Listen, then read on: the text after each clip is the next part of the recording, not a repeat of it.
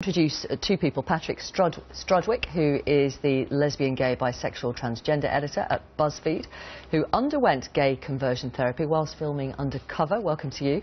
And to Mike Davidson, director of the Core Issues Trust, the organisation which ran that seminar in London recently, and who was banned 2 years ago from the British Psychodrama Association because, as a founder member of the Core Issues Trust, you were in breach of the ethical code of both the British Psychodrama Association and the UK Council for Psychotherapy. That's correct. Thank you for coming on the programme. Isn't what you're doing effectively modern-day quackery? Certainly not. We want to be very safe. We want to be transparent. That's why we're open. We're not trying to hide anything. And what's your aim? We're aiming to support people who want to voluntarily move away from behaviours and feelings, if that's possible. We want to give them the option and preserve their rights and freedoms to do that. You don't call it gay conversion therapy. Why not? Well, because we're not in the business of converting people in the sense that we're not proselytizing. We have people coming from a no-faith background, a different faith background. But you do want them to change, don't you, in the way that you yourself believe you have changed, having had homosexual experiences in the past? It's not about our agenda or a therapist's agenda. It's about listening to the client, dealing with whatever it is that they bring on the day, and standing with them as they work out the options that are appropriate for them. Patrick, you went undercover, as I said, so you experienced gay conversion therapy. Tell our audience what happens. Well, there's basically two approaches that these supposed therapists use. Because they believe that homosexuality is an illness, a mental health condition, they believe that that comes as a result of some sort of early childhood trauma. So the first thing they do is to look into that trauma. They come into the room with the agenda that you have been damaged, you have been wounded. So they will look for it until they find it. And so, for example, in my case, the therapist asked me if I'd been sexually abused. I said no. She said, I think it will be there. On the other hand, they give what could be seen as almost laughable advice to become heterosexual. So, for example, I was told to take up rugby, because of course, if you're a gay man, being in a rugby scrum is going to make you feel less gay. I was told to stand naked in front of a mirror, touching myself and affirming my masculinity. I was told to have weekly massages with a male massage therapist as a way of making me less gay. Did you have to pay for this therapy?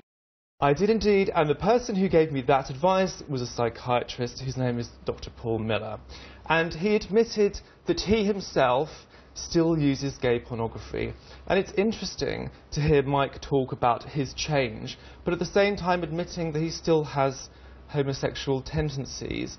The fact is, Mike, that the audience will not know this, but I met you while I was undercover. And it was very clear to me then, as it is today, that you are simply gay as a goose and you just can't admit it. You need to come out of your deluded state, you need to accept who you are, be who you are, and stop causing harm to vulnerable gay people. Well, I think, Victoria, this is the problem that we face in Britain today. You can talk to Patrick directly. It's people putting labels on other people. I don't want to be labelled as a gay man. I've moved away from homosexual practices, and as I've continued to do that, I have found that the feelings have diminished. I think... How many people have you made straight? Sorry, Patrick. How many people have you made straight? Oh, there are several on their way. The difference between... If it works, then it would work the other way, wouldn't it? If it works, it would work the other way. Let him answer and then the problem is, when you went undercover, how many times did you attend? Twice. And so one of them was a Skype. My clients are with me for a year, at the very least. And there are always different outcomes, but I'm afraid you were out to discredit a therapist. Your goal was not about getting any therapy. You were a person who was determined to bring down a therapist. You weren't a client. I held a mirror up to what was really going on. If it works, in terms of the numbers... Sorry, can I just check the numbers and then you can come back? How many people do you believe you have changed, transformed, converted, whichever adjective you would like to use? The outcome is always various. But I'm seeing at the moment about 5 people a week. Most of them are in therapy for at least a year. Now, and in terms of the outcome? Many of them will move to a position of management of those feelings. Suppression. They don't It's not suppression, it's transformation. Can you give us some numbers? How many have changed? I suppose this year I would say I have seen 3. But you know what? You have to wait. There's a test of time. There's a maintenance issue.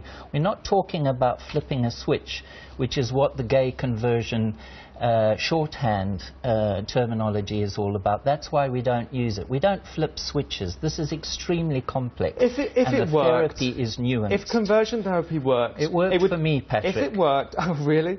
If it worked, you'd be able to convert people the other way. Could you make Victoria Derbyshire a lesbian? People. Could you? Could you? If that was her goal and she wanted to become a lesbian, there would be therapists who would be more than happy to affirm you in your lesbian desires. Isn't that unethical? That's not Isn't that what is is unethical? I mean, I look at the various professional... Yes, it is unethical. Yes, for gay-affirming people, not to give the full range of options both ways. You're That's a charlatan. What we need this to do. is just quackery. Can I just... You've been discredited, you've been thrown out of your professional body, and here you are, still maintaining that you can make people straight. Absolutely. And you're not even straight yourself. It's perfectly obvious. You're just